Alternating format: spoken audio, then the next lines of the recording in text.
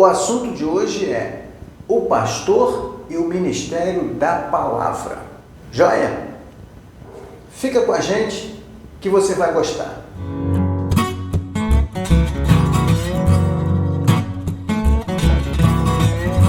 Olá, graça e paz. Muitas pessoas não têm a percepção apropriada ou correta da amplitude e da abrangência do ministério pastoral. Algumas pessoas confundem ser pastor exclusivamente com o ato de cuidar de vidas, o que é importante. Outros acreditam que o ministério pastoral está limitado ao púlpito da igreja. Não. O ministério pastoral é algo extremamente abrangente. Via de regra, o pastor ele administra a igreja em todas as suas questões, em todos os ministérios. O rebanho do Senhor, colocado sob sua responsabilidade, precisa de cuidados e cuidados em todos os sentidos e aspectos. E o pastor zela juntamente com o seu colegiado, juntamente com a liderança que apoia o ministério da igreja, cuida desse rebanho. A grande questão é que o excesso de demandas do ministério pastoral acaba assoberbando a pessoa do pastor, forçando-o a deixar muitas vezes de lado o ministério da palavra, que é explicitamente a pregação das Escrituras, a proclamação de todo o conselho de Deus expresso em sua palavra. E eu deixo aqui 5 conselhos com a mais profunda e sincera humildade aos meus colegas pastores, a fim de que mantenham ou melhorem a excelência do seu ministério.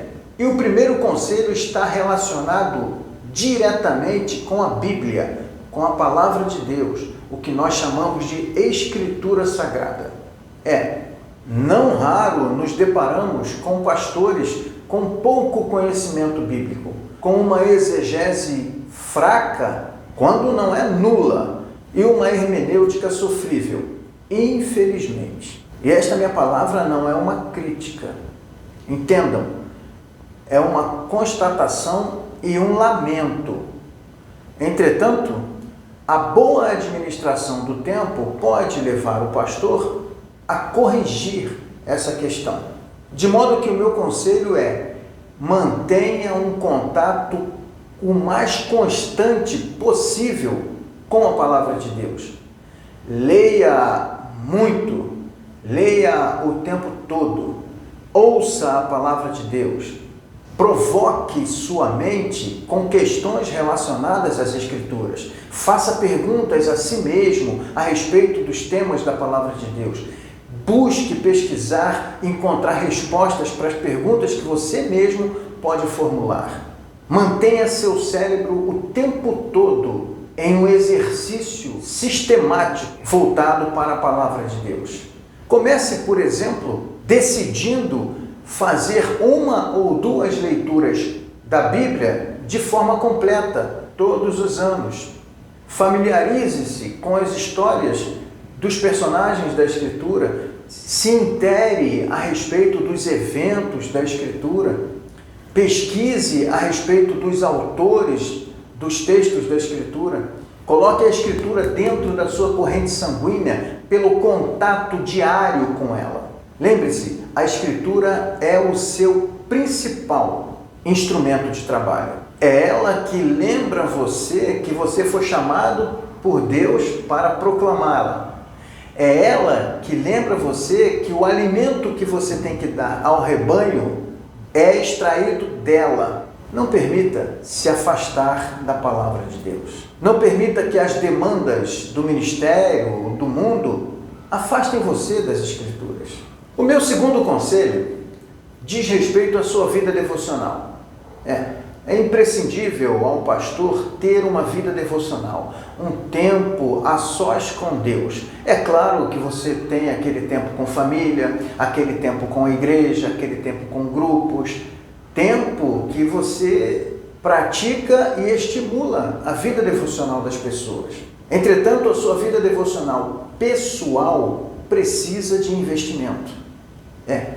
Separe um tempo a sós com Deus, diariamente. Tempo de oração, tempo de louvor, tempo de leitura da Escritura, tempo de joelhos aos pés da cruz. Esse tempo é precioso demais. Crie essa rotina. Se for necessário acordar mais cedo, acorde. Você não vai envelhecer mais e nem rejuvenescer mais se acordar 30 minutos mais cedo. 30 minutos é suficiente para você ter um momento a sós com Deus. Se puder, tenha mais. Mas para começar, 30 minutos está de bom tamanho. Ou acorde mais cedo, ou espere as pessoas dormirem e durma mais tarde. Mas tenha o seu momento a sós com Deus. Meu terceiro conselho ao pastor, relacionado à pregação, é no que tange ao hábito da leitura. Nós, pastores, precisamos desenvolver e incrementar o hábito da leitura na nossa vida. Além da leitura bíblica, nós precisamos desenvolver o hábito de ler livros teológicos, livros doutrinários, romances, ficção, não tem problema nenhum. A leitura, ela aguça e desperta o nosso entendimento a respeito daquilo que nós já sabemos sobre a Escritura e sobre o próprio ministério pastoral, mas ela também desperta a nossa criatividade. E no Ministério da Palavra, nós precisamos desenvolver a criatividade para poder nos expressarmos apropriadamente diante da congregação no momento em que estamos pregando.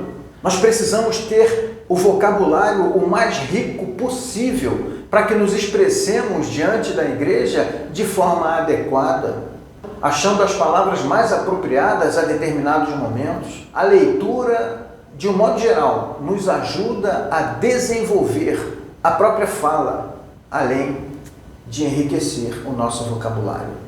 Pratique a leitura, mas boas leituras. O meu quarto conselho aos meus colegas pastores relacionado ao ministério da pregação diz respeito ao púlpito da igreja ou ao espaço da pregação, do ministério da palavra, do ensino da Escritura. É muito comum ver alguns pastores e até alguns líderes, membros da igreja, afirmar que o púlpito é do pastor. Não, o púlpito não é do pastor. O púlpito está sob os cuidados do pastor. O púlpito, enquanto o pastor é pastor da igreja, o púlpito está sob sua responsabilidade. Mas o púlpito, assim como o ministério, pertence à igreja local. E esta igreja quer ouvir o seu pastor pregar. Óbvio, quer. Mas é necessário e é importante para o pastor e para a igreja que outras vozes, outros pregadores tenham também espaço no púlpito. Às vezes, entre os membros da igreja, tem muitos irmãos e irmãs até, que têm talento, têm vocação, têm dons relacionados à palavra.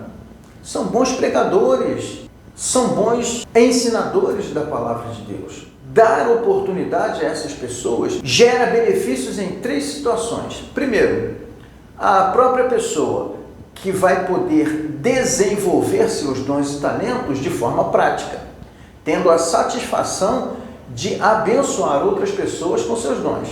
Segundo, vai beneficiar a igreja com uma dieta mais diversificada de pregação. Um estilo diferente, uma palavra diferente, uma perspectiva diferente. E a palavra de Deus continua sendo pregada, sendo ensinada do púlpito. E o terceiro benefício é para o próprio pastor. Ele oportuniza a si um tempo de descanso e também uma oportunidade para ser alimentado, para receber uma palavra, para Deus falar ao seu coração também através de outra pessoa.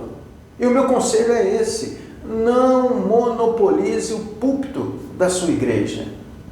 Dê oportunidade, não apenas aos membros que estejam qualificados ou habilitados para isso, mas para pregadores de fora. Abençoe seus ouvidos, sua mente e seu coração, ouvindo também boas pregações. Joia? Receba meu ósculo santo. Meu querido pastor, colega, nessa empreitada do Ministério da Palavra. E receba esses conselhos com todo carinho e com todo respeito. Que a bênção do Senhor seja sobre a sua vida. Um grande abraço. Até o próximo vídeo.